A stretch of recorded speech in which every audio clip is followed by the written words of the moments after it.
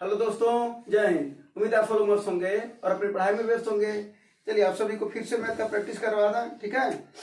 हाँ, चलिए एक लोग का कमेंट था कि क्वेश्चन का थोड़ा शॉर्ट मेथड नहीं बताया जाता। देखिए शॉर्ट मेथड बताया जाता है, ठीक है ना। जितने क्वेश्चन का शॉर्ट मेथड हो सकता है उसका भी बताया जाता है। और अब कोशिश ये करेंगे कि देखिए जो क्वेश्चन आएगा उसका शॉर्ट मेथड तो बताएंगे। हम आप लोगों को क्या करते हैं, मेन हमारा फोकस क्या होता है कि जो एक क्वेश्चन होते हैं उससे जितने बन फकने वाले प्रश्न होते हैं उसको भी बताया जाए, ताकि अगली बार जो परीक्षा में हो सकता है ये ना क्वेश्चन पूछ करके अगला क्वेश्चन पूछा जाए, हो सकता है अगला क्वेश्चन पूछा जाए, और ऐसे किया जाता है। परीक्षा दे रहे होंगे तो आपको पता भी होगा। तो ठीक है, उनका भी क्वेश्चन अच्छा था कि उस शॉर्ट मेथड भी बताना जरूरी है। तो जितने क्वेश्चन का पॉसिबिलिटी रहेगा उसका बताया जाएगा। लेकिन हमेशा हम बार बार कोशिश करते हैं कि कहते हैं कि शॉर्ट मेथड खुद से भी तैयार करना चाहिए, है ना। चलिए तो आज के क्वेश्चन शुरू करते हैं, और ये सब एसएससी सीजीएल के क्वेश्चन हैं आज वाले, ठीक है ना। तो जरा इन सब क्वेश्चन को दिखाने का हमारा क्या मतलब होता है, ताकि क्वेश्चन देखो सभी मिक्स क्वेश्चन क्यों दिखाते हैं, ताकि समझो कि देखो जीडी में भी वही उसी लेवल में प्रश्न आ रहा है, सीजीएल में भी उसी लेवल में प्रश्न आ रहा है। बस बात क्या है, समय का खेल है, ठीक है। यहाँ पर 1 घंटे में 100 क्वेश्चन करने हैं, जीडी में 1 घंटे में 80 क्वेश्चन करने हैं, समझ में है। बस वहां पर यहाँ पर एसएससी सीजीएल में थोड़ा कैलकुलेटिव ज्यादा पूछा जा सकता है, उसमें थोड़ा कैलकुलेशन कम हो सकता, पॉसिबिलिटी है, लेकिन जरूरी नहीं है ना। तो इसी वजह से हम क्वेश्चन दिखाते हैं ताकि इस चीज को समझ सको कि मैथ को अगर एक बार बेहतरीन तरीके से कंबाइन तरीके से पूरा अगर पढ़ लिया जाए तो जाहिर सी बात है हम जो एग्जाम देंगे सब चाहे तो निकाल सकते हैं, मैथ में कोई प्रॉब्लम नहीं होगा, है ना जी। और इसी वजह से देखते होंगे कि क्या लोग ऐसे होते हैं मैथ का उनका प्रॉब्लम नहीं रहता है ना। चलो शुरू करते हैं। पहला क्वेश्चन होमवर्क तो नहीं देता ना कोई, नहीं। तो पहला क्वेश्चन क्या है कि कह रहा है सरसों के तेल का अंकित मूल्य उसके क्रय मूल्य से 25% अधिक अंकित है। यदि अंकित मूल्य से इसे अंकित मूल्य से कितने प्रतिशत कम पर बेचा जाना चाहिए ताकि कोई न लाभ हो न हानि हो। जानते हो कौन सा सवाल है, ये वाला सवाल है, जब किसी शहर की जनसंख्या में 25% की वृद्धि कर दिया जाए तो कितना कमी कर दिया जाए कि कोई परिवर्तन ना हो। समझ में। यदि किसी व्यक्ति के आय में 25% की वृद्धि कर दिया जाए तो उसके आय में कितने % की कमी कर दिया जाए कि उसकी आय में कोई परिवर्तन। सवाल समझ में आया, ये वही वाला सवाल है ये, बस इस सवाल का रूप बदला हुआ दिख रहा है। अब वही हम काम करते हैं, क्या करते हैं, कोशिश करते हैं कि सवाल को देखो और सवाल को ये समझ पाओ कि कैसे सवाल ये सब एक। देखो एक सवाल तो बताएं, अभी भी 2 सवाल और हमने बोला, वो दोनों भी सवाल इसी पर है ना। और यहीं पर अगर करा वृद्धि कर देता, अगर वहीं पर कमी किया होता, इसमें तो कमी नहीं। देखो हमेशा अंकित मूल्य अधिक ही होता है, इस वाले सवाल में अंकित मूल्य हमेशा क्रम से अधिक ही होगा। कभी दुकान पर जाते हो ना भाई, तो तुम क्या करते हो, जब सामान खरीदते हो तो 500 रुपया उसका प्रिंट रेट रहता है। प्रिंट रेट माने अंकित मूल्य, छपा हुआ मूल्य, सूची मूल्य। तो कहते तो वो दुकानदार जब कहीं और से थोक विक्रेता से खरीदता होगा तो उसका क्रय मूल्य कम ही तो होगा। वो 400 में खरीद के लाता, 500 छापता है, यही ना। तो इसका मतलब अंकित मूल्य अधिक नहीं होगा। तो ऐसे सवाल में नहीं बना सकता कि अंकित मूल्य कम कर दिया जाए, उसका घाटा होने लगेगा, दुकान नहीं चल पाएगा, है ना। लेकिन बाकी जो दोनों सवाल हैं, शहर की जनसंख्या में 25% की वृद्धि की जाए तो कोई परिवर्तन ना हो, कितनी कमी कर दिया जाए, उसमें हो सकता है कि 25% की कमी कर दिया जाए, कितनी वृद्धि किया जाए कि कोई परिवर्तन ना हो। वही सवाल है ना, उसी सवाल पर अब समझे। सवाल को सबसे पहले समझना ज्यादा जरूरी है, फिर सवाल तो लगने के लिए तो लग जाएगा। अब जब सवाल तुम्हें समझ पाएगा तो जब पता चलेगा कि वही वाला सवाल है, कई लोगों का ऑनलाइन वालों का भी आंसर आ गया, तुम लोगों का भी आंसर आ गया होगा। कितना आंसर है बताओ जरा पहले।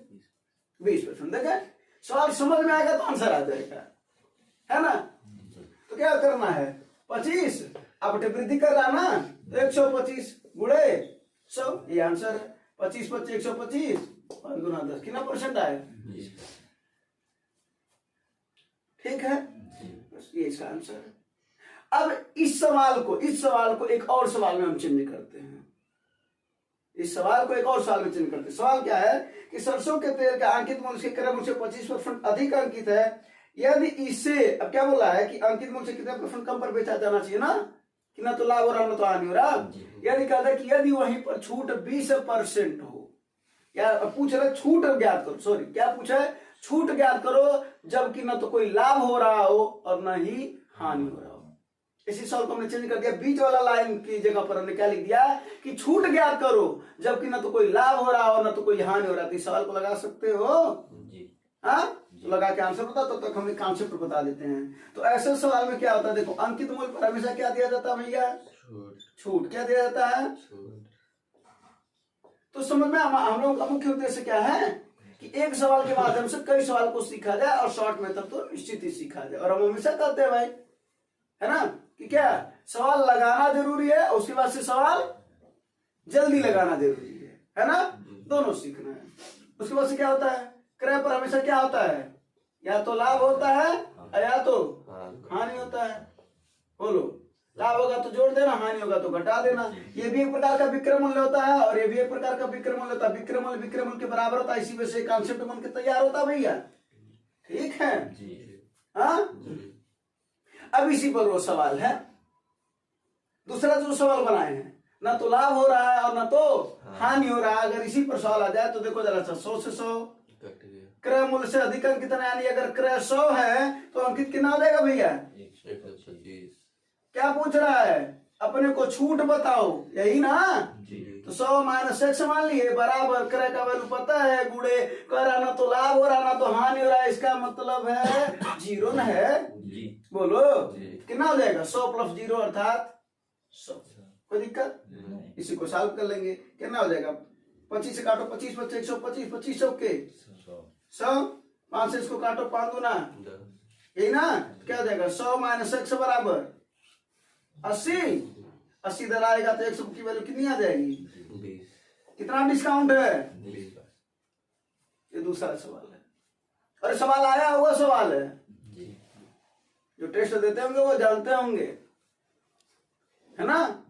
अब देखो इसी सवाल से दूसरा सवाल तुम्हारा पर गया। हमारा हम लोग का मुख्य उद्देश्य ये कि सवाल से समझा जाए कि कितने सवाल बन सकते हैं। अब एक ही सवाल नहीं है इसमें, सवाल को अगर दिखा दो तुम्हें, और तुम्हारे परीक्षा में आया है अंकित मूल्य, छूट, क्रय, लाभ या हानि, 4 में से कोई 3 दिया रहा है, तो तुम चौथे की वैल्यू ज्ञात कर सकते हो। तो 4 सवाल बन ही गया। एक तुमने देखा ना तो लाभ हो रहा ना तो हानि हो रहा, तब सवाल बन गया, 5वां सवाल बन गया। एक सवाल और भी बन सकता है कि ऐसा कदर क्रय मूल्य से अधिक अंकित किया गया 25%, अगर छूट दिया हो, लाभ या हानि पूछ सकता है ना। लाभ दिया हो, छूट पूछे, दूसरा और बन गया ना। अब ये अब समझ में आया, अब केवल मात्र वैल्यू रखनी है, ये ना, उठा के झोंक देना, आंसर आ जाएगा। समझ में, हाँ चलो। तो इस सवाल का शॉर्ट मेथड भी हमने बताया। जो सवाल था तुम्हारा, इसका आंसर है 20%, और सवाल से और जो बन सकने वाले प्रश्न थे उसको भी हमने दिखा दिया, और ये भी दिखा दे कि सवाल वास्तव में किस जैसा है, ठीक है ना। अगले सवाल पर चला जाए, कोई डाउट तो नहीं है इसमें, कोई दिक्कत तो नहीं है।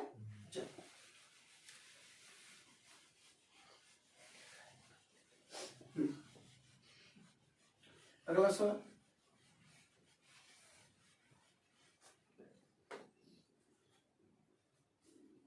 करा ए 25 दिनों में करता है, बी 30 दिनों में करता है। वे ए से शुरू करते हैं, एकांतर आधार पर काम करते हैं, और ए और बी 5 दिनों के लिए इस पैटर्न का फॉलो करते हैं, पालन करते हैं। ए कार्य छोड़ देता है, बी कितने दिनों में करेगा, है ना। कभी भी काम और समय का सवाल है तो जानते हो क्या करना चाहिए, एक बार सवाल को पहले जल्दी में पढ़ लो, पढ़ लिया, उसके बाद से क्या करना है, एक एक काम जो करता जा रहा है वो शुरू करते जाओ। जैसे क्या कर रहा है, देखो एकदम कैसे लगाया जाता है सवाल को, ए कितने दिन में, 25 दिन, बी कितने दिन में, 30 दिन। उसके बाद से हम लोग क्या करते हैं, जब दुइया लोग है ना, हम लोग क्या करते हैं, इनका एलसीएम निकालते हैं। कहाँ निकालते हैं, काम को बराबर करते हैं। जब तक काम बराबर नहीं होगा तब तक हम पता नहीं कर सकते क्षमता है किसकी अधिक है किसकी कम है। अधिक और ज्यादा तो एक ही है, अधिक और कम है। तो 25 और 30 का एलसीएम कितना हो जाएगा, 150। फिर क्या ज्ञात करेंगे भैया, 150 तो होगा। फिर क्या ज्ञात करेंगे, इसकी क्षमता। क्षमता बराबर होता है क्या, कार बटे कितना आया 6, इसका कितना आएगा,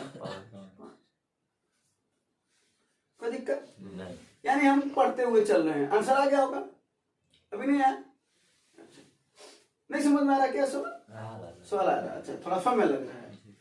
तो ये हो गया ना 6 और 5 दिन, हाँ चलो बता ही देते हैं। फिर क्या कर, ए से शुरू करता है, अब 5 दिन तक काम हो रहा है। पहले दिन, दूसरे दिन, स्पष्ट तरीके से बता दे रहे हैं, 5वें दिन, है ना। पहले शुरू किया, कितना काम हो चुका, कितना काम करेगा, काम है। फिर भी अब करेगा ना, अंतर कर रहा तो फिर कितना काम करेगा, फिर ये कितना करेगा, फिर बात समझ में आया कि नहीं है। इन सभी कामों को क्या कर दो, जोड़ दो तो ये पता चलेगा इतना काम हमारा हो चुका, जी इतना काम। लेकिन अब बताओ एक बात, अगर ये कह रहा 5 दिन, अगर इसी पैटर्न को अगर थोड़ा और आगे बढ़ा देता तो कहते हो कि करते रह जाते। नहीं भाई, जरा एक बात समझो कि 1 से लेकर के 5 है ना, तो विषम संख्या ना, तो विषम संख्या का मतलब आधा आधा दोनों लोग काम करेंगे, और जो लास्ट वाला बचेगा वो जिससे शुरू होगा वो करेगा। कहने का हमारे मतलब क्या है, जैसे इसमें कितने हैं 5 हैं जी, 1 हटा दो, बता कितना 4, 2 दिन का काम करा दो, 2 छक्के 2 बच्चे 10 और 1 दिन जो बच रहा है वो ए से शुरू हो रहा तो ए करेगा, बी से शुरू हो रहा तो बी करेगा, बस। तो 12 और 10 22 और 22 6 28, समझे ना। अगर यही बोलता है 11 दिन तक ये पैटर्न फॉलो करो तो ऐसा नहीं करोगे, तो 10 दिन निकालोगे तो 10 दिन बराबर आएगा, तो 10 दिन में क्या कितना काम करेगा 5, 10 दिन में 5 ये 5 दिन ये करेगा, 5 बार ये करेगा, 5 छक्के 5 बच्चे कितना काम हो चुका 55। एक और बच रहा है, अगर ए से शुरू हुआ तो 6 जोड़ोगे तो कितना काम हो जाएगा 61। अगर इससे करोगे तो 7, समझे नहीं समझ में 17 कर दे, तो अब ऐसे में ना करोगे 17 दिन तक निकालते रह जाओगे, एक माइनस कर देना है 16 तक ले लोगे, 8 दिन काम कराओगे इन लोगों का, एक अंतर काम कर रहा है ना, बात समझ में स्पष्ट हो। इसी वजह से इसको लिख करके थोड़ा समझाएं। तो ये कितना हो गया, कितना आया है 17 का 18, 18 10 28, 28 काम हो चुका है, बचा कितना 150 काम है ना, तो 150 में से 28 को घटा दोगे कितना आएगा 122। किससे करवाना है, ए छोड़ चुका, ये छोड़ चुका वो रास्ता, ठीक है, तो कौन करेगा, बी की क्षमता है कितनी 5, समय बराबर होता क्या है कार्य बटा क्षमता, 122/5 होगा, वो आंसर होगा। सेविन में दिया तो सेविन में इसको बदल दो, कितना हो जाएगा 5 दूना 10, फिर कितना आया 5 ओके 20, 24 से 2/5। बात स्पष्ट है। इसके आगे का भी सवाल आ जाए तो कर सकते हो ना, हाँ। और अगर एकांतर नहीं कराता तो भी हम नहीं कर सकते थे, अगर एकांतर ना काम कराता तो कोई बात ही नहीं है, 5 दिन काम करा देते, एक दिन में 11 काम तो 5 दिन में 55 का माइनस कर देते, कितना बता 95। किससे करवाना रहता, ए छोड़ देता, बी से करवा देते 95/5 इक्वल टू 19। नहीं समझे, क्लियर हो। तो इस सवाल को भी दो तरीके से पूछा जा सकता है, जैसे ए से शुरू करवाया, हो सकता है वो कर देता बी से शुरू करवाओ इसी सवाल को, आज जो एकांतर काम ना करके जिसको बताया 19 दिन आया है उसको भी बोल देता है, उसमें तो एक सवाल बनने का है ना, क्योंकि एकांतर तो काम नहीं करके अलग अलग करवाओगे तो 3 साल तो ऐसे हो गए तुम्हारा जनरली, बेटा है। हाँ, उसमें भी हो सकता है कि ए छोड़ दे, जैसे उसमें बोला ए छोड़ा तो बी किया ना, अभी छोड़ दे तो तब कितना आता है 95/6 आता ना। अगला फॉलो देखो क्या करा है, अपनी यात्रा के हिस्से के रूप में एक व्यक्ति 120 किलोमीटर की यात्रा 80 किलोमीटर प्रति घंटा से 100 किलोमीटर की यात्रा 40 से 75 और क्या हो और 75 किलोमीटर प्रति घंटा की गति से प्रारंभिक बिंदु पर वापस आता। देखो दिमाग लगाया थोड़ा सा, हाँ वो वाला लास्ट दूरी नहीं दे तो क्या दिक्कत है, हाँ तुम वो लगाओ तो तक बाकी लोगों को जिनको नहीं समझ में आ रहा वो इधर देखेंगे, जिनको आ रहा वो लगाएंगे भैया, है ना, ताकि आपका समय नुकसान बहुत ज्यादा ना हो। तो जिनको नहीं आ रहा वो देखें। एक व्यक्ति ए से मान लो यहाँ पर बी पर गया और इसकी दूरी कितनी है 120 किलोमीटर, ठीक है, इसकी स्पीड कितनी है, पहला वाला 80 है, यही ना, बोलो। फिर कह रहा है अगला 100 किलोमीटर, अगला माने बी से कहाँ गया सी पर, और इसकी दूरी कितनी है 4 कितना है 40 किलोमीटर प्रति घंटा, ये इसकी स्पीड है, ठीक है ना।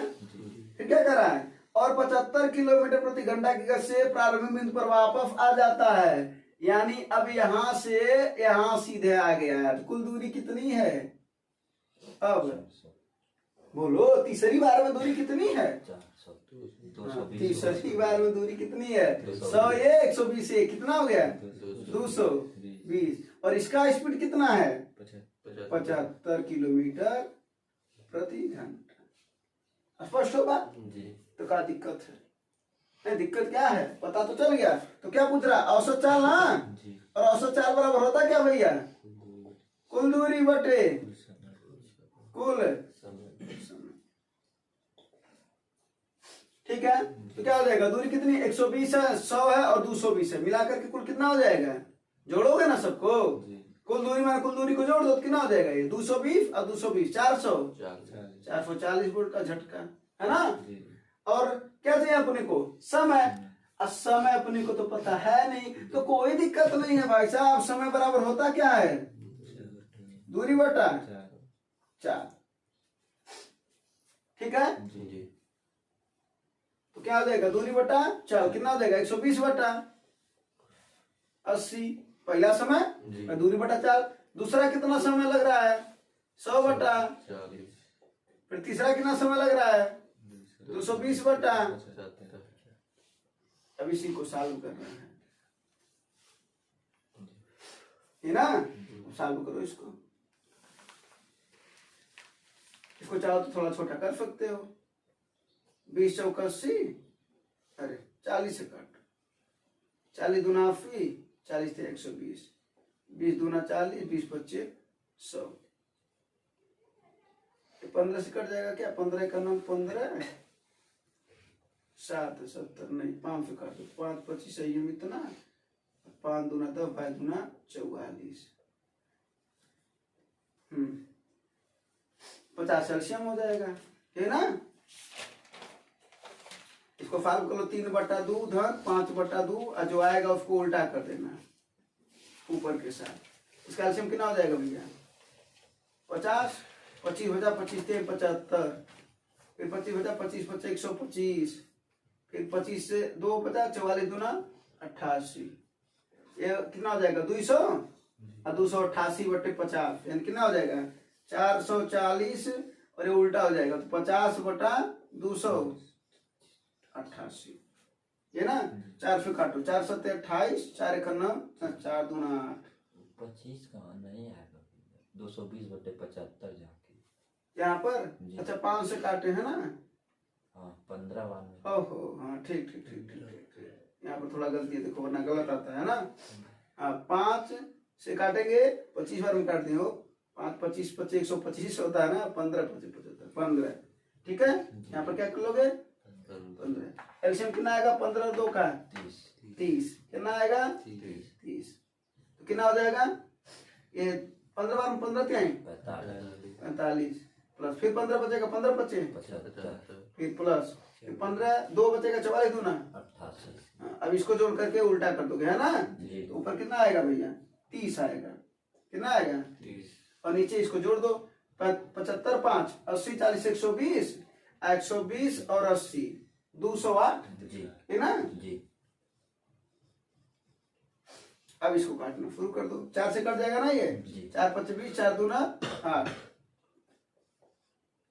जी। फिर 2 से काट दो, 2 से कटेगा ना जी। 2 26 है में इतना, और 55, फिर 2 से कटेगा, 2 तेरह में इतना, 2 15 में इतना, है ना। अब इसको भाग कर लो, क्या हो जाएगा 55 गुणे 15 बटा 13, कर लो, 15 25 75 ये 5, 15 25 75 5, 80 बटा 13, 7 हाथ से 15 5 75 7, अच्छा 7, 15 25 75 क्या हो, 15 25 75 के 5 कितना आया 7, हाँ, और 15 25 75 7 82, देखो कैलकुलेशन मिस्टेक जा रहा है ना। अब 13 काट लो, देखो इसमें सबके पहले पहले अंक अलग हैं, बस 2 के सेम है ना जी। तो 13 25 25 6 के 78, 6 आएगा, कितना बचेगा 4 45 हो जाएगा ना, 13 3 39 63 वाला सही होगा, बस पहला ऑप्शन सही होगा, है ना जी। कोई दिक्कत नहीं, समझ आना बात क्या है कि कुल दूरी बटे कुल समय।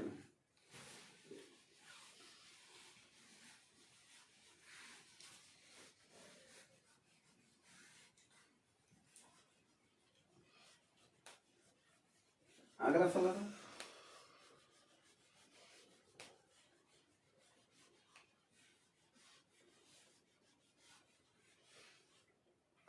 अगला फल लगाओ।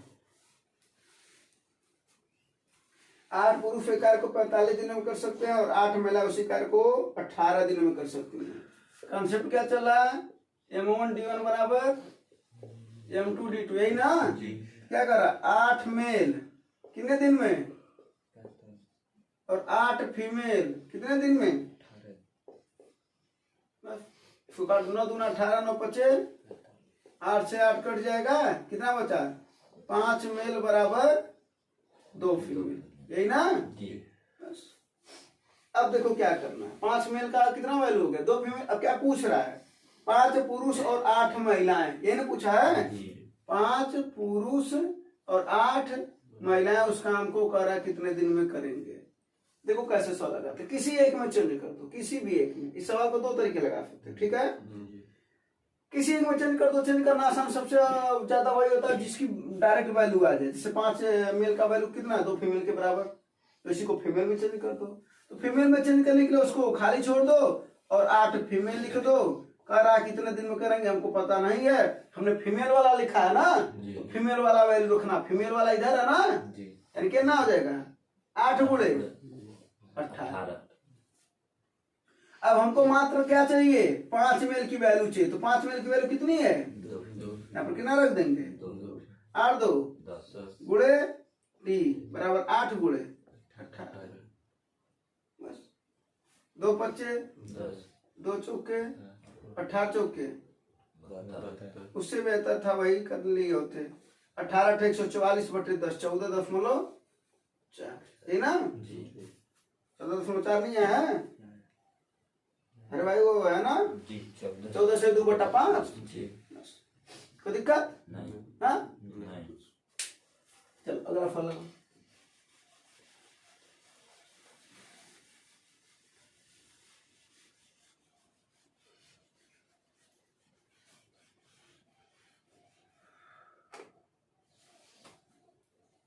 ये वाला देखो, ये सवाल आता रहता है। ऐसे सवाल में क्या करना होता है? कॉमन लेना होता है, बस। इसको समझ में आया वो आंसर आ जाएगा। 6 पर कितना घात? 25 कॉमन ना? तो क्या बचेगा? पहले यहाँ पर कुछ नहीं बचेगा, तो कुछ नहीं बचा तो 1 बचा, और वहां पर क्या बचेगा? 26 घात है। 25 तो कॉमन हो गया, क्या बचा? 6।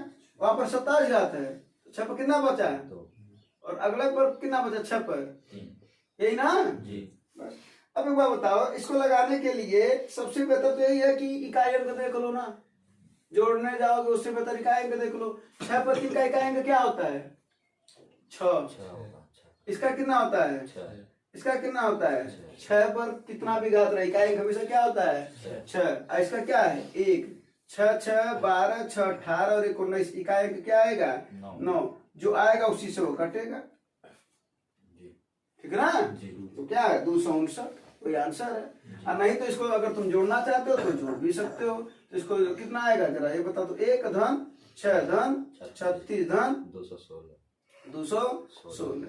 अब जोड़ लो इसको। 6 6 12 6 18 1 19 का 9, 1 आया, 3 1 4 4 1 5, और यहाँ पर क्या बचा है? 2।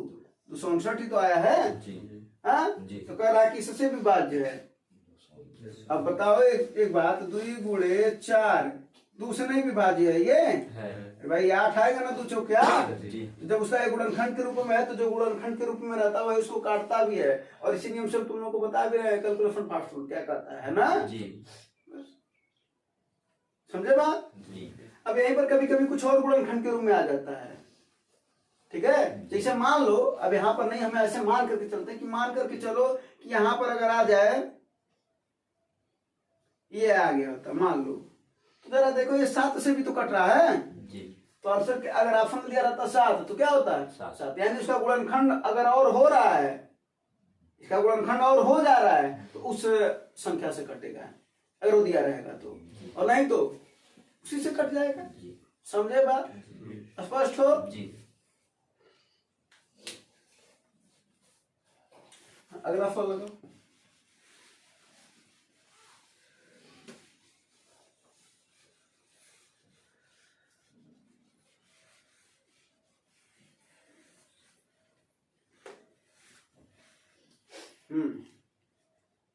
दो संकेंद्रित वृत्तों की त्रिज्या 10 सेंटीमीटर और 6 सेंटीमीटर है। बड़े वृत्त की क्या है? बड़े वृत्त की उस जीवा की लंबाई ज्ञात कीजिए जो छोटे वृत्त को स्पर्श करता हुआ जाता है। इसका मतलब क्या है? पहले एक छोटा वृत्त है और एक क्या है? बड़ा वृत्त है, यही ना? जी। क्या कर रहा है? छोटे वृत्त को स्पर्श करता हुआ जाता है और इसी को बोलते हैं जीवा। मान लो ये भी है। जीवा किसे कहते हैं? जो वृत्त के केंद्र से बस ना होकर के जाए, ठीक ना? और एक सिरे से दूसरे सिरे को अगर स्पर्श कर रहा है तो वही को क्या कहते हैं? उसको वृत्त की जीवा कहलाती है। ये ना होता है। और वही केंद्र से होकर के जाती है तो उसे क्या बोलते हैं भैया? व्यास। और व्यास का आधा क्या होता है? त्रिज्या।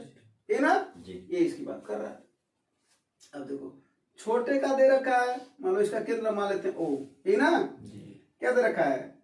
दो संकेंद्र, इसका 6 है। अब एक बात बताते हैं, वृत्त के केंद्र से जीवा पर डाला गया लंब, ध्यान से सुनना, वृत्त के केंद्र से जीवा पर डाला गया लंब जीवा को समद्विभाजित करता है, यानी 2 बराबर भागों में बांटता है। समझे क्या बोले? नोट करके बात को लिख लेना कि वृत्त के केंद्र से जीवा पर डाला गया लंब जीवा को 2 बराबर भागों में बांटता है। स्पष्ट हो?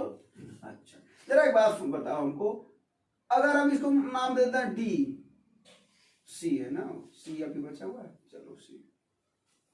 तो जरा बताओ, इधर देखो भैया, ओसी क्या है? ओसी क्या? ओ केंद्र है और ये सी यहां तक है। तो ओसी क्या है? जो उसकी स्पर्शी है, स्पर्श वृत्त। तो ओसी क्या है? छोटे वृत्त की त्रिज्या है। और छोटे वृत्त की त्रिज्या है कितनी? 6 सेंटीमीटर। स्पष्ट हो? अच्छा, अगर हम तुमसे बोल रहे हैं ये क्या है? ओ भी क्या है? उसका बड़े वृत्त की त्रिज्या है ये। वो भी देखो ये बड़े वृत्त की त्रिज्या है, ये कितना है? 10। कितने लोगों को एक बात स्पष्ट रूप से दिख रहा है? ये 6 है, ये 10 है, ये ओ है, ये सी है, बी है। इसी चीज को यहाँ पर निकाल दिया ना? तो जरा बताओ, अगर हम बात करें सी बी कितना होगा तो क्या करोगे? पाइथागोरस थ्योरम निकाल लोगे ना? क्या करोगे? 10 के वर्ग में से 6 के वर्ग को तो कितना आएगा? 64। और 64 किसका अंडर रूट होता है? ये कितना होगा? तो भैया अगर ये 8 तो ये कितना? क्योंकि नियमों कह रहा है ना कि वृत्त के केंद्र से जीवा पर डाला गया लंब जीवा को समद्विभाजित करता है, तो करना चाहिए। तो 8 ही 8 ये 8 इसका आंसर कितना हुआ? और एक कॉन्सेप्ट पता रहता तो इस सवाल को वास्तव में देख करके लगा सकते थे ना? ठीक है, नहीं समझे?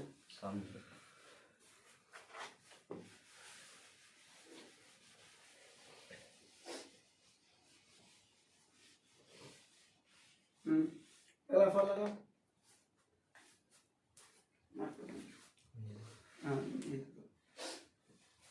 अगला साइन ए प्लस बी बराबर 1, साइन ए माइनस बी बराबर 1/2। अगर ऐसा सवाल लगाना तो सबसे पहले तुम्हें पता होना चाहिए कि उसमें उसका कितना वैल्यू है। तो साइन ए प्लस बी दे रखा ना? 1 ना? और एक साइन में किसका वैल्यू होता है? 90 डिग्री का। किसका वैल्यू होता है? तो जब ये साइन उधर जाएगा तो इनवर्स हो जाएगा, तो क्या हो जाएगा? ए प्लस बी बराबर 90 डिग्री। समीकरण नंबर 1 क्लियर? फिर उसके बाद से क्या दे रखा है? कॉस है, कॉस ए माइनस बी बराबर 1/2। किसका वैल्यू होता है कॉस में? 60 का। किसका होता है? वैल्यू याद कर लो। फिर काश उधर जाएगा तो इनवर्स हो जाएगा, तो काश से काश फट जाएगा, तो क्या आएगा? ए माइनस बी बराबर। समीकरण नंबर 2। अब देखो तुम्हें एक बात ये पता है और एक बात ये पता है। पूछना ए का बताओ भैया, तुम दोनों का बता सकते हो। अगर ए प्लस बी पता है और ए माइनस बी पता है, अगर बड़े का वैल्यू ज्ञात करना है तो दोनों को जोड़ के आधा कर दो, यही ना? अब छोटे का वैल्यू अगर ज्ञात करना, छोटा कौन होता है? जो माइनस के रूप में होता है, तो दोनों को घटा के आधा कर दो तो कितना हो जाएगा? ये हो जाएगा, यही ना? बस। अब 9 6 15/2 यानी 150/2 कितना आएगा भैया? और ये 90 में से 60 जाए 30, 30 का आधा यानी बी की वैल्यू, ए की वैल्यू 75। कोई दिक्कत नहीं समझे? अब इसी पर ऐसे सवाल देता है। हाँ ये समझ में आ ना बात? तो बस ये ध्यान देना कि कौन सी वैल्यू किसका है। अगर वो पता है तो तुम्हारे लिए फिर समीकरण सॉल्व करना है। अगला सवाल, इस सवाल का आंसर देख करके बताओ। इस सवाल का आंसर पहले हम नहीं बताएंगे, पहले तुम ही लोग बताओगे तभी हम बताएंगे। आंसर बताओ, जल्दी से बताओ, जितना जल्दी हो सके बताओ।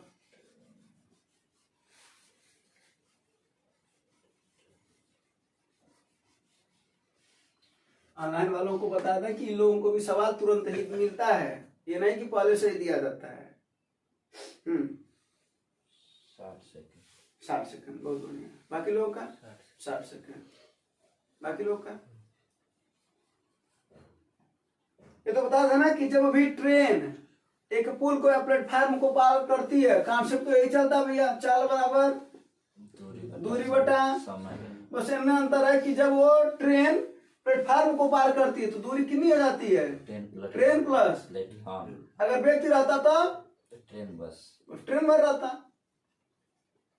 अगर व्यक्ति रहता तो, और ट्रेन का कॉन्सेप्ट भी पढ़ाए हैं है ना जी। और अभी तो चैप्टर वाइज पढ़ाना है पूरा का पूरा, बाकी एक सीरीज से बताएंगे ताकि सभी को एग्जाम को लेकर के चलेंगे, ठीक है ना, ताकि उसे बहुत बेसिक से अच्छा लेवल तक तैयार हो पाए।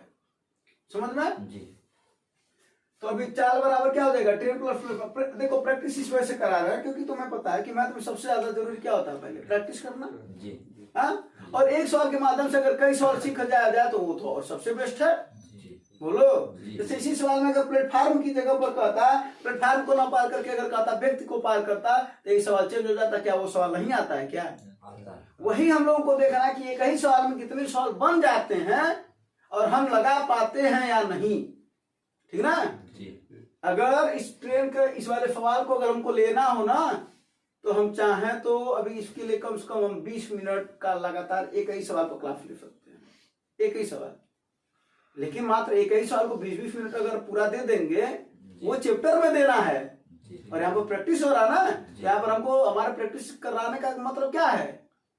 पहला कि तुम्हें सवाल आना चाहिए, पहला यानी पहले तो तुम्हें सवाल लगाने आना चाहिए, उसके बाद फिर जल्दी लगाने आना चाहिए, हमेशा करते हैं। दूसरा उसके बाद से क्या है, एक सवाल में कितने सवाल होते हैं उसको देखो और सवाल कैसे चेंज हो जाते हैं, कैसे वो तुरंत वक्त रहते ही बदल जाता है। जैसे देखते हो ना कि गिरगिट का रंग बदलता है, वैसे मैथ में सवाल का भी रंग बदलता है। यानी देखा जाए तो मैथ का सवाल है क्या? गिरगिट बदल जाता है। तो समझने वाले रहोगे तो बदलने वाले को पकड़ लोगे, वरना बदलने वाले बदल जाते हैं, पकड़ने वाले फिर नहीं पकड़ पाएंगे, ठीक है जी। बस वही मैथ का कॉन्सेप्ट। यानी फिर उसके बाद से क्या करते हैं, तब मैथ के सब सवाल को देखो समझो, फिर शॉर्ट मेथड भी उसका बताते हैं ना जी। उसके बाद फिर बाद में ये जरूर कहते हैं कि उस सवाल का शॉर्ट मेथड तुम तैयार करो, क्योंकि तुम्हारा तैयार किया हुआ शॉर्ट मेथड नहीं भूलेगा, क्योंकि बेसिक से शॉर्ट मेथड आया है।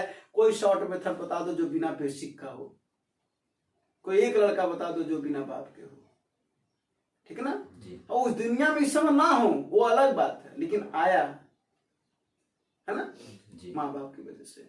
हम लोग का जीवन हमारे माँ बाप की वजह से है, समझे? तो वैसे शॉर्ट मेथड का जीवन किसकी वजह से है? कॉन्सेप्ट की वजह से, बेसिक कॉन्सेप्ट की वजह से, है ना जी। तो इसी वजह से कहते हैं कि बेसिक कॉन्सेप्ट सीखो, फिर शॉर्ट मेथड जरूर तैयार करो, जरूर तैयार करो।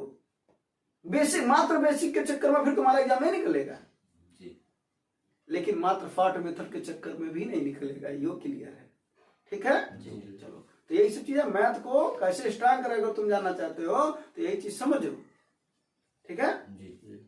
तो इस सवाल पर आगे, तो इस सवाल में दो सवाल तो ऐसे जनरली दिख रहा है। प्लेटफार्म के जब तबीयत को पार कर रहा तो भी सवाल बन जाता है, बस प्लेटफार्म ना रहता मात्र क्या होता है, चाल बराबर ट्रेन प्लस समय। ट्रेन माने ट्रेन की लंबाई, ठीक ना जी। तो सवाल दिख रहा होगा जी।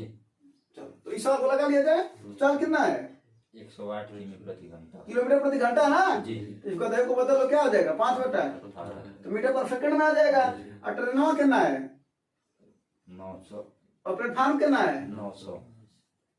हो सकता था समय दे दे, आता ट्रेन और प्लेटफार्म की लंबाई बराबर है तो बताओ, तो क्या दिक्कत है? 100 और 100 मान लेते 2x हो जाता महाराज जी।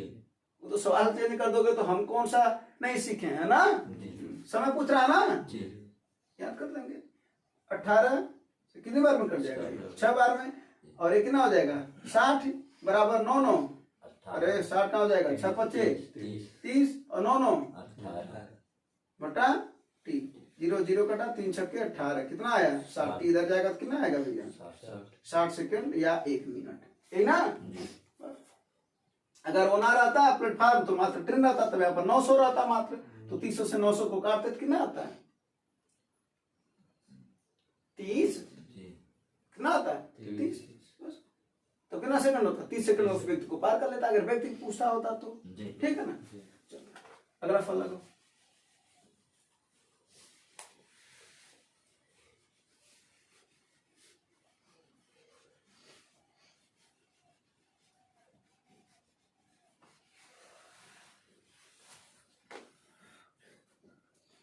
अगला वाला फल लगा दो, 1 रुपये वाला टॉफी देंगे। लगाओ। अब यही सवाल अगर जिसको पता है ना वो लगा लेगा, जिसको नहीं पता ना वो अभी सोचता रहेगा, जैसे तुम सोच रहे हो ना। हाँ अच्छा, कुछ सवाल ऐसे होता है ना कि जिसको हम सोच पाते हैं लेकिन हमारी कलम नहीं चलती है कि हम करें तो क्या करें, क्या है ऐसा कुछ हाल है। लेकिन जो अभी एक बार बता देंगे तुरंत तुम्हारा कलम चलना शुरू हो जाएगा। आओ बताते हैं। कि ऐसे सवाल में पहले बारीकी को हम लोग समझ लिया जाए, फिर जल्दी में लगाने का तरीका सीख ही लिया जाएगा, है ना। 7 भी और 4 भी है, ये है ना। बोलो। और उधर क्या है 16 और उधर नीचे 49 दे रखा है। ये तो दिख रहा है कि दूसरे के ये उल्टा चल रहे हैं। ये 7 बी का स्क्वायर कर देंगे तो 49 बी स्क्वायर आ रहा है, लेकिन वो नीचे है।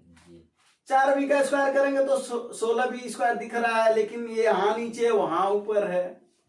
नीचे ऊपर का खेल चल रहा है ना, तो उसका गुणा करके नीचे ऊपर कर दो ना। नहीं समझे ना, अब समझाते हैं। देखो इधर 7 बी माइनस 1/4 बराबर 7। हमको यहाँ चाहिए 4 है 7। 7 कब हटेगा जब इनको लतियाया जाएगा। इनको कैसे लतिया जाएगा 4/7 का क्या कर दो भैया गुणा। तो अगर इधर करोगे तो इधर भी 4/7 का गुणा कर दो। सही बताना कितनों को समझ में समझ में आया बात।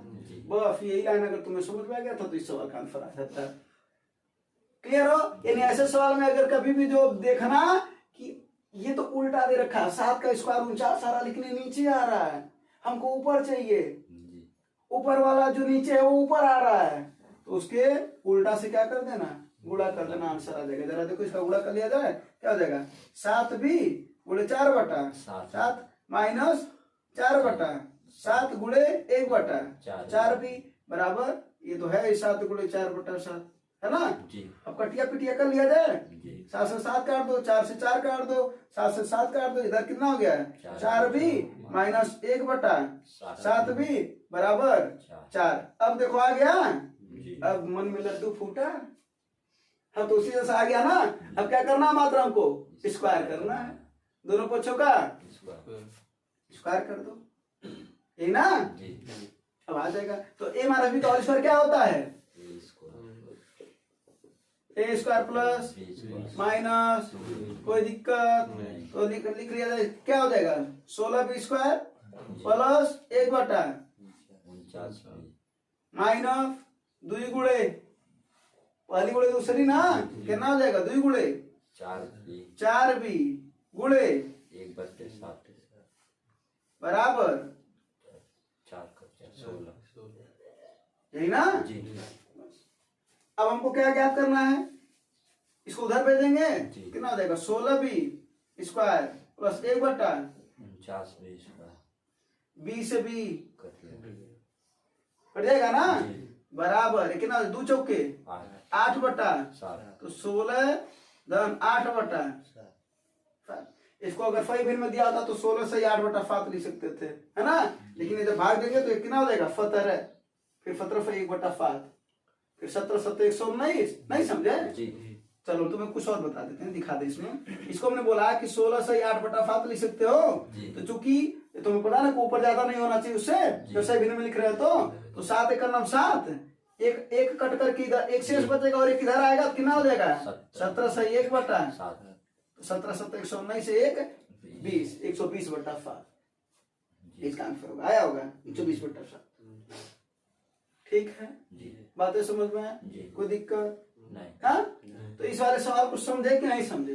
अब हम तुम्हें एक बात बताते हैं, देखो अब इस सवाल को अगर हम तुम्हें लगा करके दिखाएंगे तो जाहिर सी बात है कि कम से कम इसमें 1 मिनट, 1.5 मिनट, 2 मिनट, 3 मिनट भी लग सकता है, हाँ ना? जी लेकिन हम तुम्हें क्या कर रहे हैं, समझा रहे हैं। और समझाने के प्रोसेस और लगाने के प्रोसेस में अंतर होता है। जब तुम लगाते हो तो तुम लगा रहे होते हो, किसी को समझा नहीं रहे होते हो। जी अब इस सवाल को अगर कोई लगाता जब, तो उसको पता है कि हमको 4/7 का गुणा करना, तो वो वास्तव में वो इधर कुछ ना करता, वो सीधा सीधा वो अपने दिमाग में रख करके चलता है। इसकी वैल्यू ज्ञात करने तो लिखने की क्या जरूरत, जी उसको नहीं दिख रहा है कि इसका जब हम गुणा करेंगे यहाँ पर 4 आ जाएगा, यहाँ पर नीचे 7 आ जाएगा, स्क्वायर करेगा हमको वो वाला वैल्यू मिल जाएगा जिसको पूछ रहा है वो। हमको मात्र और मात्र क्या करना है, उधर 4/7 का गुणा करके 7 से 7 कटेगा तो 4 का स्क्वायर आएगा ना, उधर 16 आएगा ना, यानी 16 में जो बच रहा है उसी का क्या करना है, गुणा करना है। 2ab वाले पार्ट सॉरी जोड़ना है, क्योंकि माइनस है इधर प्लस।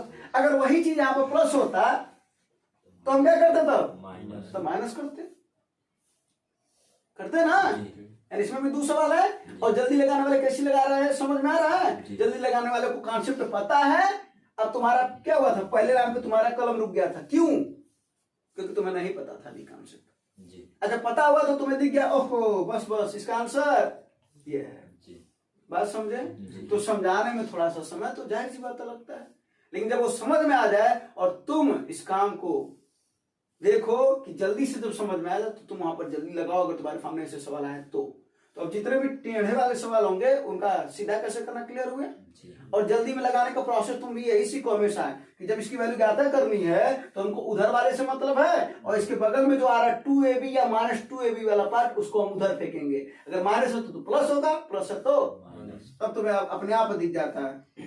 ठीक है जी और तुम्हारी जानकारी के लिए वो बता दो 4/7 है ना, जी यही इसी में 2 का गुणा करके उधर जोड़ देना। अगर माइनस रहेगा देखो 4/7 जी है ना, माइनस प्लस रहेगा तो घटा देना 2 का गुणा करके, ठीक है ना? क्लियर? जी हाँ, जी अब नहीं तो हमारे बताते हो तो समझ ज्यादा ही लगेगा ना। जी अगला सवाल, अगला फल लगाओ।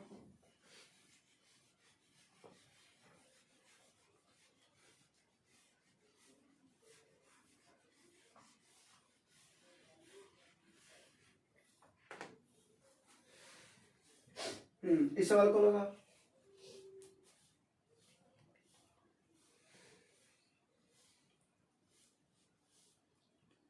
इस सवाल का देखो जो कॉन्सेप्ट चलता है वो क्या चलता है, देखो यहाँ पर चित्र में स्पष्ट दिख रहा होगा कि पीटी स्पर्शी है उसका, जी हाँ, जी और पी से लेकर के बी तक दिख रहा है, और ए बी उसका क्या है, व्यास, वृत्त का क्या है, व्यास दिख रहा होगा। यहाँ पर एक कॉन्सेप्ट चलता है कि स्पर्शी का स्क्वायर बराबर, ठीक है, जहां से बिंदु छेदक करता है, यानी छेद माने मिलना, छेदक का मतलब क्या होता है, जहां मिला, तो कहां मिला है, देखो पी पर मिला ना, हाँ, तो जहां पर मिल रहा है वहां से पी ए की दूरी और पीबी की दूरी का गुणनफल ये पीटी स्क्वायर के बराबर होता है।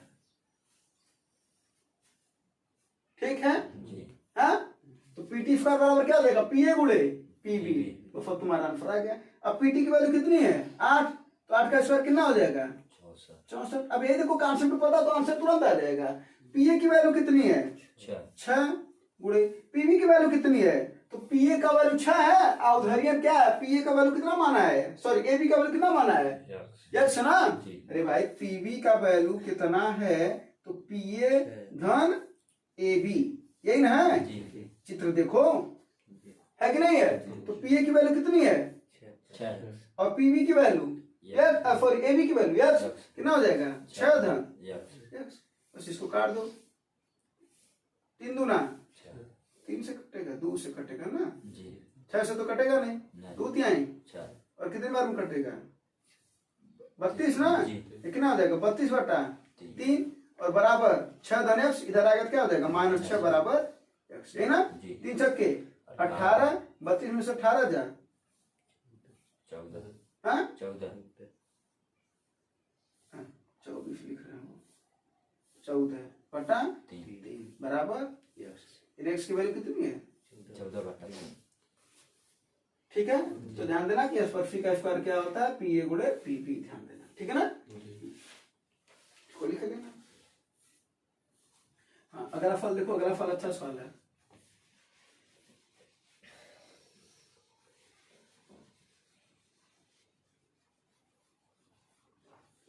इस सवाल का कॉन्सेप्ट पहले हमको बता दो कि क्या कहना चाह रहा है, क्या पूछना चाह रहा हूँ, और तुम्हें क्या समझ में आ रहा है, पहले बता दो। ये दुकानदार है, 2 छूट योजना प्रदान कर रहा, 3 खरीदा 4 मुफ्त पाए और 5 खरीदा 6 मुफ्त पाए। किस योजना में छूट प्रतिशत अधिकतम है, बता दो। पहली बात को अर्थ समझा दो, फिर फल तो लगाने वाले लगा ही रहे होंगे, लगाइए आप लोग, बोलो सब पूछना क्या चाह रहा है। पूछ रहा किसमें छूट अधिक मिल रहा है, इसका मतलब जिसमें हमको लाभ ज्यादा होगा उसमें हमको छूट ज्यादा, ये बात है, समझ में आया।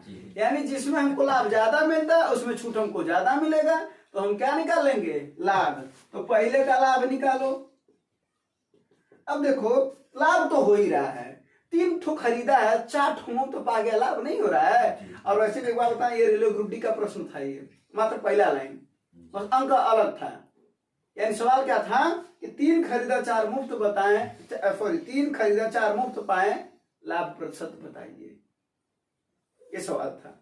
इसमें दोनों को मिला करके दे दिया, समझे। उसी को बोला ना, सवाल को तोड़ तोड़ करके सीखेंगे तो जोड़ना भी सीखेंगे, और जब जोड़ना सीख जाएंगे तो तोड़ना भी सीखेंगे, है ना। तो 3 खरीदे 4 मुफ्त पाए, ये सवाल बन गया। तो इसमें लाभ बताया, तो क्या होगा, कितना लाभ पाए हो, कितना फ्री पौला, 4, कितना पाए, घर पर 3 ठो लेकर के आए, कितनों को बात समझ में आए। 3 ठो खरीदने गए थे, 4 ठो फ्री मिला, घर वाले ठो लेके आए, कितना लेके आए, आके ठो, उसमें लाभ था 4। ये पहला प्रॉफिट हो गया। दूसरा प्रॉफिट, दूसरे में भी तो लाभ हो रहा है, कितने का हो रहा है, 6। अब कुल के ठो घर वाले लेकर के आए हो, 11 कूड़े, ये ना हो जी, बोलो जी। अब का जो है वही आंसर है, ये ना। ये देखो ऐसे निकाला जाता है, 100/7 कितना होता है, 14 से 2/7% होता है ना। क्या हो जाएगा, 4 गुणे 14 से 2, 14 से 2/7, ये ना। 4 का गुणा कर दो, कितना हो जाएगा, 14 चौके 56 और 4 दूना 8/7। और अभी इसको बता रहा कैसे निकालेंगे अलग, तो 7 एक 7 एक निकलेगा यहाँ से, और तो कितना हो जाएगा, ये 57 से 1/7%, ठीक ना। यहाँ पर 100/11 कितना होता है, 9 से 1/11%। 6 का गुणा कर दो, 6 9। अब यही बोल रहे हैं, यही प्रतीक दिया था, किसमें फायदा ज्यादा हो रहा है, पहले वाला। अरे भाई 57 54 आ रहा है, नहीं समझे। अब वही बोल रहे ना कि जो जल्दी लगाने वाले तो ऐसा ही लगाते हैं, और पूरा थोड़ी लगाते हैं, और पूरा लगाते हैं क्या, ठीक है, हाँ क्लियर हो। हाँ, तो कितना आ जाएगा, 6 9 54, और फिर 6 का 1 में गुणा होगा तो 6/11। यहाँ से ऑलरेडी कम है, कोई दिक्कत नहीं है। अब बताओ दोनों में कहाँ पर प्रॉफिट ज्यादा है, तो जहाँ प्रॉफिट ज्यादा होगा वहाँ छूट उससे ज्यादा मिले होगा। ये तो सोचने वाला सवाल है। तुम्हें किसी दुकान, 2 दुकान गए, एक पर लाभ ज्यादा मिला, दूसरे पर कुछ कम मिला है, कहाँ तुम्हें छूट ज्यादा मिला है, जहाँ तुम्हें लाभ ज्यादा मिला है ना। अब देखो ये क्या सवाल पूछा है, तो ये क्लियर हो ना, इसमें कोई दिक्कत। इसमें ना 2 सवाल पूछ सकता है, 2 सवाल है, एक बात समझना। एक तुम हो, तुम्हें क्या लिख दे, चलो एक लड़के का नाम लिख देते इसमें, रवि, और एक कौन है, दुकानदार है। बाकी नहीं सोच रहे हो कि अरे हमारा नाम नहीं लिखे हैं, अच्छा नहीं सोच रहे हो ना, क्लियर हो। एक रवि एक दुकानदार। अगर हम तुमसे पूछें कि रवि को प्रॉफिट किस में हो रहा है, ये छूट मिला ना उसको, जहां लाभ रवि को ज्यादा होगा उसी में रवि को ज्यादा छूट मिला होगा, लेकिन दुकानदार को कब हानि हो जाएगा, छूट ज्यादा देगा। हाँ, यानी तुम्हारा लाभ दुकानदार का हानि है, नहीं समझे, मैंने उसको लाभ तो हो ही रहा है, हम उसकी बात नहीं कर रहे, लेकिन हम तुम दोनों की बात अगर कर रहे हैं तो तुम्हारा लाभ यानी रवि का लाभ, दुकानदार का क्या है घाटा, जी और दुकानदार का लाभ रवि का घाटा। कहते नहीं हो किसी दुकान पर जाते हो कि अरे यार हमसे तो ना ले लिया, जी मार तो घाटा हो गया। जी तुम चप्पल कितने में खरीद के लाए थे, हम तो 120 में लाए थे, हम तो 140 दिए, ठीक है, जी तो कहते हो ना हमारा घाटा हो गया, तो उसमें दुकानदार का फायदा, तुम्हारा घाटा, तुम्हारा फायदा। दुकानदार तो ध्यान से समझना कि किसका प्रश्न पूछ रहा है। अगर पूछ रहा है कि तुम बताओ एक दुकानदार के लिए 2 छूट योजना प्राप्त है ना, तो दुकानदार को जिसमें ज्यादा लाभ होगा। जी और एक देता दुकानदार किसी बच्चे को दे रहा होता है, दुकानदार रवि को दे रहा होता है, तो बताओ दुकानदार कौन सा देना चाहता है, अब बताओ दुकानदार कौन सा देना चाहता है, दूसरा जिसमें कम तुम्हें फायदा था, जी तो दुकानदार का ये वाला आंसर होता है। जी अब तुम कौन सा लेना चाहते, अंतर समझे कि नहीं, जी ये अंतर समझना जरूरी है, वरना सवाल को देगा ना ऐसे गोगली फेंक देगा, क्या फेंक देगा, हाँ क्या मोगली, गोगली, अच्छा मैंने क्या बोला मोगली ना, गोगली फेंक देगा, ठीक है जी हाँ। अगला सवाल देखा था, जी ये वाला सवाल तो इजी हम बताएंगे नहीं, तुम लोग आंसर बता दो, तुरंत बताओ आंसर उनको, तो मिटाएंगे तब तक तुम्हारे इस सवाल का आंसर आ जाना चाहिए, नहीं आएगा तो इसी डस्टर को चला के मारेंगे। वादा की है तो निभाना पड़ेगा, डस्टर चला के तुम्हें मार खाना पड़ेगा। कितना आंसर है, 4 वर्ष बच गए, हाँ जी वरना देख लो तैयार था 4 वर्ष, ये तो सवाल आसान है ना। जी कह रहा है कि 10,000 रुपए पर 4% की दर से उतना कितने समय में, ये कह रहा है, जी और कह रहा उतना ही ब्याज मिलेगा जितना कि इस पर मिलेगा, यानी ब्याज क्या है बराबर है, यानी ब्याज 1 बराबर। ब्याज अब वही बात, अब बताओ हम लगाएंगे तो समय लगेगा, हाँ या नहीं, क्योंकि हमको सबको समझाना है, जी हाँ? अब तुम्हारा आंसर क्या आया, तो कितने सेकंड में आया, मुश्किल से 10-15 सेकंड, जितने समय में काटने पर जी। कटिया पिटिया जितना समय लगा होगा, जी समझे ना। जी लेकिन जब कॉन्सेप्ट सीखे रहोगे तभी तो इसमें कह रहा ब्याज 1 ब्याज 2 के बराबर है, और क्या होता है नीचे से 100 से 100 कट जाएगा, जी। तो भाई ब्याज बराबर होता है क्या, मूलधन गुणे दर गुणे समय बटा 100 बराबर अगला मूलधन गुणे अगला दर गुणे समय अगला समय बटा, 100 ये सब अगला वाले हैं, वरना सोचो कि सब काट दर क्या है ना, ये 1 है 1 है 1 है, ये 2 है 2 है 2, क्लियर हुआ। जी पहला मूलधन कितना है, 10,000 दर कितना है, 4% समय क्या कर रहा है, पूछ रहा हूँ अगला मूलधन कितना है, 8,000 दर कितना है, 5% समय कितना है, 4 वर्ष 4 से 4 को लपेटो, 3 ठो 0 से 3 0 को लपेटो, 5 दूना 10, 2 चौके 8, वही तो बोले जितना कटिया पिटिया करने में समय लगे वही आंसर है तुम्हारा, कितना है आंसर 4 वर्ष, ये ना। जी अगला सवाल देखते हैं, जब तक हम मिटाते हैं तब तक आंसर आता है कि नहीं। अगला सवाल जल्दी में लगाओ,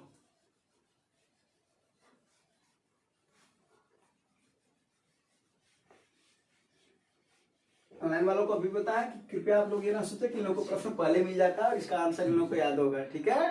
हाँ, इनको भी प्रश्न तभी दिया जाता है जब क्लास शुरू होता है और इनके सामने जस्ट ये पहली बार फॉर्म में प्रश्न आता है। इसका आंसर क्या है, 5 बहुत बढ़िया। एक प्रश्न को पढ़ना बस, क्या कर एक पुरुष एक लड़का एक महिला का कार्य इतना है, ये ना, जी बस मेल है फीमेल है बच्चा, ये ना, जी 10 दिन और ये 15 दिन और 30 दिन।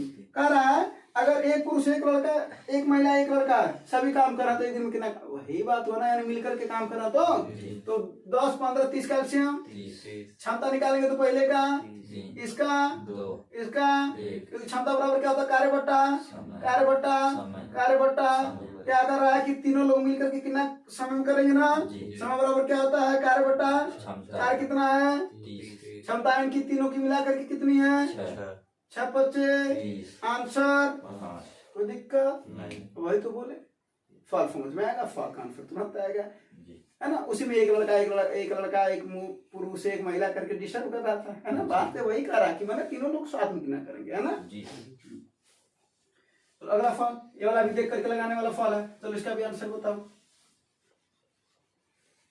अब इसमें मध्यानुपाती भी बताया, तृतीयानुपाती भी बताया, चतुर्थानुपाती भी बताया, ठीक है ना। ये क्या है, अगर इसको देखा जाए, जो पूछ रहा y का वैल्यू बताओ, अगर y की जगह गायब करना होता तो जानते क्या कर देता, चतुर्थानुपाती बताओ, क्या बोल देता। चतुर्थानुपाती। हाँ, ये चतुर्थानुपाती और ये सवाल दोनों एक ही है, ठीक है। कितना हो जाएगा ये, कह रहा समान अनुपात में है ना। हाँ, क्या हो जाएगा, अगर ए बी सी और डी समान अनुपात में होते हैं तो ए बटा बी बराबर सी बटा डी होता है। क्या हो जाएगा, 39 बटा 117 बराबर 17 बटा वाई। क्या कर रहे हो भैया, 45 इसको 3 बार में काटो, 17 तो 51। क्या कर रहे हो। हाँ, अभी को कर रहा है 51। कुछ सवाल में कटिया पिटिया तेज करिए, ठीक ना। तो वही हम बोल रहे हैं कि सवाल को जहां पे बोला y का मान बताइए, वही वहां पर कर सकता 3 संख्या दे करके दे सकता था कि चतुर्थानुपाती बताइए, तो भी बात यही होता है, ठीक है। हाँ बोलो, कोई दिक्कत है, परेशानी है, समस्या है। तृतीयानुपाती भी पूछता है, मध्यानुपाती भी पूछता है। दो संख्याओं का मध्यानुपाती क्या होता है, करने में दोनों का गुणा।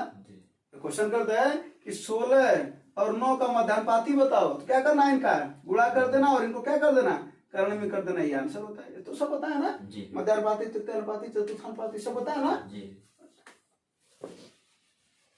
अगला सवाल, अगला फल लगाओ।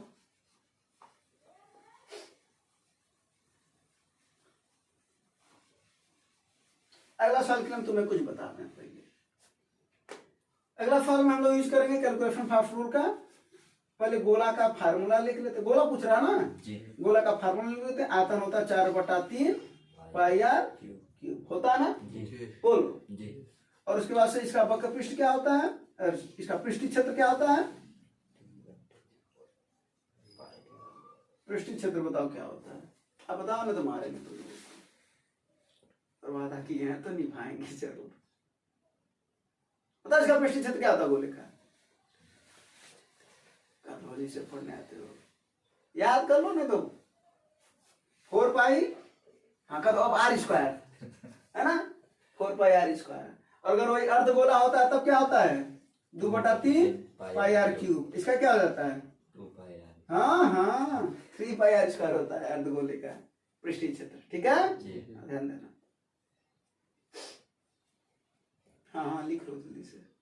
चलो अब हमें एक बात कर रहे हैं कि कभी भी अगर ऐसा सवाल लगाना हो, अब चूंकि वहां पर क्या 4.2 है ना, बोलो आर का वैल्यू कितना है 4.2, और तुम चाहते हो इस सवाल को हम ना लगाए, तुम ऐसे समझ लो कि तुम लापरवाह हो,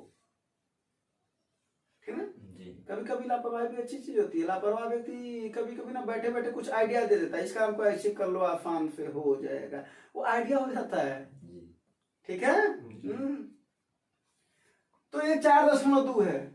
अब तुम इसका क्यूब करोगे, सॉल्व करोगे, करते रह जाओगे, आंसर भी भयंकर भयंकर दे रखा है जी। हाँ या नहीं जी।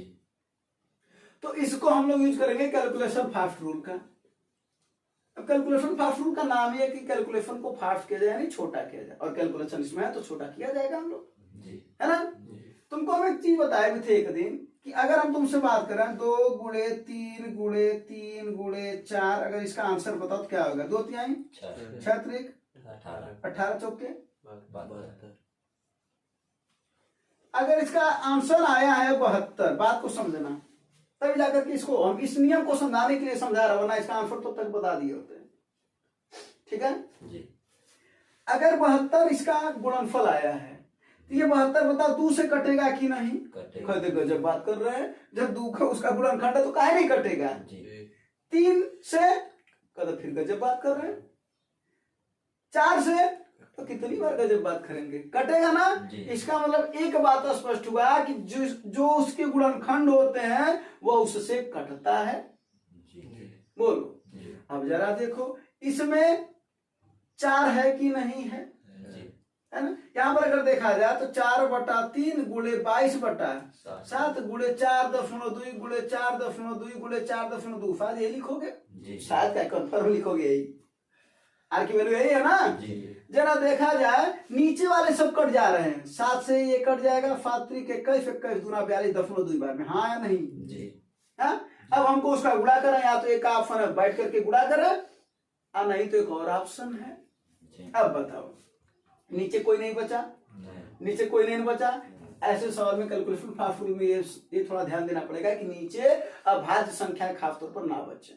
जैसे 3 और 7 है ना, जी अभाज्य संख्या ना बचे। तो क्या क्या बचा जरा देखो, ये 4 बचा, 22 में से इसको 11 गुणा 2 लिख सकते हो कि नहीं लिख सकते हो। जी तो आओ सबसे पहले देखा जाए, 4 और 11 है ना, जी सबसे पहले देखा जाए कि 11 से कटने वाली कौन सी संख्याएं हैं। 11 से जो कट रही हैं या 4 से कट रही हैं, दोनों में से कोई भी एक। क्योंकि अगर अब देखो यहाँ पर, अगर ये गुणनखंड है जी 72 का, तो इससे वो कटा है, जी तो इससे भी कटना चाहिए ना आंसर। जी यानी 4 से कटना चाहिए, 11 से कटना चाहिए, सभी से कटना चाहिए ना। जी। और 4 से नियम क्या है, अंतिम 2 अंक देखना। जी 4 से क्या अंतिम, अंतिम 2। लेकिन कैलकुलेशन फास्ट फूड वहां पर बिल्कुल काम नहीं करता जहां पर निकटतम मान पूछा जाता है। तो यहाँ पर निकटतम नहीं पूछा, पूरा का पूरा पूछा है, जी तो यहाँ पर काम करेगा। तो 4 से काटो सबसे पहले, और अंतिम 2 अंक देखना है। 34 कटेगा 4 से, पहला ऑप्शन खत्म। 25 नहीं दूसरा भी ऑप्शन खत्म, तीसरा और चौथा बच रहा है ना। जी अब तीसरा और चौथा बच गया, 4 कोई बात नहीं, अब 4 हो गया ना।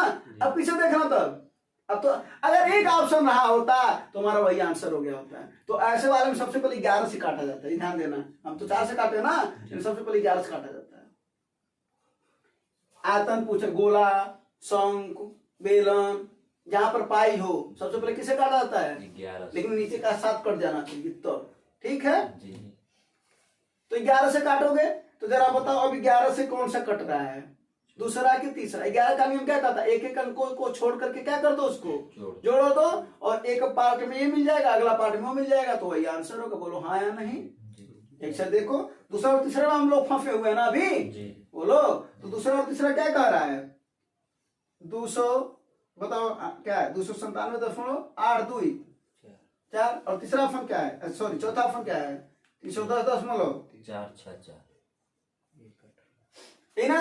तो 4 से तो हमने देख लिया, 4 से हमने, अब 11 से देखेंगे, एक ही अंक को छोड़ करके जोड़ो, तो 2 7 9 2 कितना आया 11। फिर अगले को जो बचे हुए उसको जोड़ो, 9 8 17 4 11 और 21 का अंतर कितना है 10। आज जबकि 11 से कटने का नियम क्या है, अंतर कितना आना चाहिए, 0 11 22 33, यानी 11 से कटने वाली संख्या आनी चाहिए, या तो अंतर 0 आना चाहिए। तो क्या ये कटेगा, नहीं, ये गलत हो गया। एक क्या ऑप्शन बचा, वही सही होगा। और देख भी लिया जाए, 3 को 0 में जोड़ोगे 3 हो गया, और फिर 6 में जोड़ोगे 6 3 कितना आया, एक पार्ट 9 आया, अगला जोड़ो 4 4 8 है, 9 में से 9 4, यही सही है। समझे कि नहीं। तुम 11 से भी देख सकते थे, ठीक है ना। तुम 11 से देखते तो देखो पहला ऑप्शन जरा देखो, 2 8 कट रहा है ना पहला ऑप्शन, उसके अलावा और बाकी दोनों नहीं कट रहे हैं, तो पहला और चौथा कट रहा ना, दो में कंफ्यूज हो जाता है कि पहला होगा कि चौथा होगा, दो में से कोई एक होता है। उसके बाद से फिर अब किससे देखते तब, अब बताओ कौन, क्लियर नहीं समझे। कैलकुलेशन फास्ट फूड समझ में आया नहीं है, क्या है बात समझ में आया। यानी इसका यूज जहां पर भी तुम्हें कैलकुलेशन को छोटा करना, उसको तुम चाहो तो कर सकते हो। ध्यान देना अभाज्य संख्याओं पर, किस पर, और ये वाला बात अगर समझ में आएगा तो पूरी बात समझ में आएगी। और जितने भी सवाल बनेंगे परसेंटेज में, प्रॉफिट लॉस में, कहीं भी अगर तुम्हारा दिमाग काम करेगा तो इसका लगा सकते हो। लेकिन हर सवाल मात्र काटने से नहीं आ जाएगा, अगर सवाल काटने से आ जाता, बता भी चुके हैं, तो फिर व्याख्या का नियम ही पढ़ लेते तुम, बाकी कॉन्सेप्ट पढ़ने की जरूरत ना पड़ती है ना। चलो, तो ऐसा नहीं है, हाँ। तो और भी अभी सवाल है, हाँ? एक दो सवाल है ना, चलो एक सवाल दे देते हैं, और अगला फल तुम लोग को घर पर दे देंगे लगाने के लिए। ये वाला फल लगाओ, जो ये वाला सवाल दिए हैं, इसको एक फार्मूले से बताएंगे, दूसरा एक और तरीका है उससे भी बताएंगे। कल बताया था ना ऐसा सवाल, बोले थे ना कि अगर ऐसा सवाल आ जाए तो किसी को क्या मान लेना चाहिए, 0 मान लो। क्या मान लो, 0। हाँ, किसी एक को भी 0 मान लो, कोई दिक्कत नहीं है, और फिर वहीं से तुम्हारा आंसर आ जाएगा। अच्छे से समझाया था। ए प्लस बी प्लस सी बराबर क्या दे रखा है 16, यही ना। और फिर क्या दे रखा है यहाँ पर ए स्क्वायर प्लस बराबर ये ना। तो हमने क्या बोला किसी एक को 0 मान लो, इसी को अगर हम 0 मान ले तो सी हट गया, सी हट गया, क्या आया ए प्लस बी का वैल्यू और A square plus B square की वैल्यू, यही ना।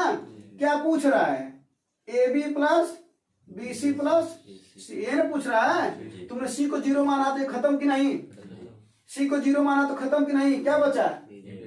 अब देखो ए प्लस बी की वैल्यू दिया है, A square plus B square की वैल्यू दिया, ए बी पूछ रहा है। फार्मूला नहीं तुम्हें पता है, ए प्लस बी का होल स्क्वायर क्या होता है ए स्क्वायर प्लस